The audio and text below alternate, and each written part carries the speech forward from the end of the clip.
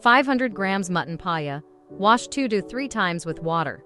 Take a pressure cooker and add paya to it. Now add to bay leaves, shahi jeera, to green cardamom, and 2 cloves. 2 tablespoons of oil. 1 tablespoon of ginger garlic paste. Add 2 to 3 glasses of water, or mutton bones should cover with water. 1 tablespoon of salt. Mix all the ingredients well and cook. Cook on high heat. Cover with lid and cook for 7 to 8 whistles. Switch off the flame and let the pressure release naturally. Let's prepare for the gravy. Take a pan and heat up and add 2 to 3 tablespoons of oil.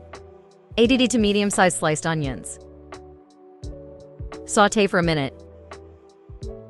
Add 3 to 4 curry leaves. Mix well and cook until it turns golden brown. Stir occasionally and cook. Onions changing the color. Onions are done, now add all the spices. 1/2 tablespoon of turmeric. 1/2 tablespoon of coriander powder. 1/2 teaspoon of cumin powder. 1 tablespoon of red chili powder. Mix all the ingredients. Sauté for a minute. Let the spices cook for 2 to 3 minutes. 2 tablespoons of black pepper powder.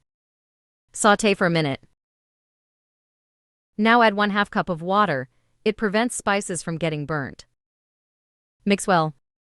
Let it cook for 3 to 5 minutes. Pressure is released, so open the pressure cooker. Mutton bones are cooked. Now, add this paya soup to the gravy. Mix all the ingredients well. Cover with lid and bring to boil. Cook the mutton bone soup with the gravy until you see a boiling point so that the bones will absorb all the spices and becomes juicy and flavorful. Now remove the lid and mix well. Now add 1 cup of tomato puree. Mix well.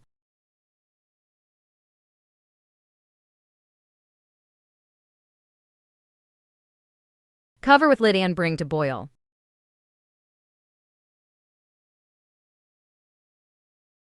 Stir occasionally. Open the lid and check. Check the consistency of the gravy. Now add 1 tablespoon of garam masala. Adjust the salt accordingly. Added 1 tablespoon of salt while cooking mutton paya bones. So taste the gravy and add salt if needed.